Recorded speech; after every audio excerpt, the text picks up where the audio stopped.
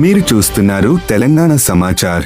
ఎన్నికలు BRS party సత్తాను చాటాయి. BRS మాజీ మంత్రి ఎమ్మెల్యే హరీష్ రావు అద్భుతంగా గెలిచి వచ్చినటువంటి మా గౌరవ సర్పంచులు, ఉప సర్పంచులు, వార్డు మెంబర్లు వారందరినీ నేను హృదయపూర్వకంగా మనస్ఫూర్తిగా అభినందిస్తా ఉన్నాను. మా మీడియా మిత్రులకు కూడా నా నమస్కారం. నిజంగా ఈ ఎన్నికలు బీఆర్ఎస్ పార్టీ యొక్క సత్తా ఏందో చాటినాయి. కారు జోరు, కాంగ్రెస్ బేజారు. ఎందుకు ఈ మాట అంటున్నా అంటే ఎప్పుడైనా రూలింగ్ పార్టీ, ఇప్పుడు మనం కూడా 2 సార్లు గవర్నమెంట్లు ఉన్నాం, అంతకుముందు కూడా కాంగ్రెస్ ఉండే, తెలుగుదేశం ఉండే. ఎప్పుడైనా లోకల్ బాడీ ఎలక్షన్లు, సర్పంచ్ ఎలక్షన్లు అనేవి రూలింగ్ పార్టీ 90 పైసలు గెలుస్తుంది, ప్రతిపక్షం 10 పైసలు గెలుస్తుంది.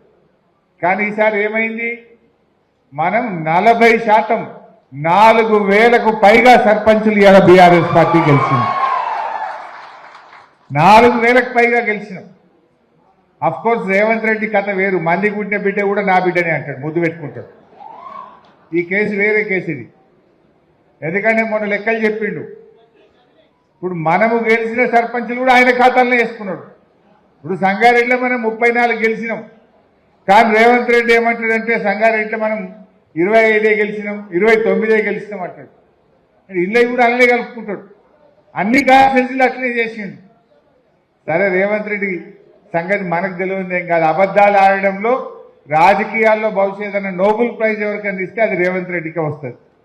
నంబర్ 1 జూటా కోర్. ఒక్కటే సరిగా మాట్లాడతాడా?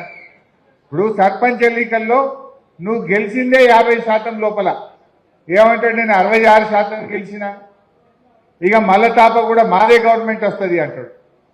నువ్వు 66% సర్పంచులు గెలిస్తే మళ్ళా గవర్నమెంట్ వచ్చేది ఉంటే, పోయిన తాప మరి బీఆర్ఎస్ పార్టీ 90% సర్పంచులు గెలిచింది, మరి మా గవర్నమెంట్ రాలే కదా.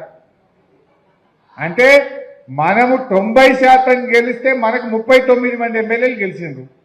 66% గెలిచిన రేవంత్ రెడ్డికి ఎన్ని వస్తాయి? 10, 12 వస్తాయి. 10, 12 ఎమ్మెల్యేలు వస్తాయి. గవర్నమెంట్ బీఆర్ఎస్ వస్తుంది పక్క. నువ్వు చెప్పిన సూత్రమే నీకు చెప్తున్నా, అంతే కదా.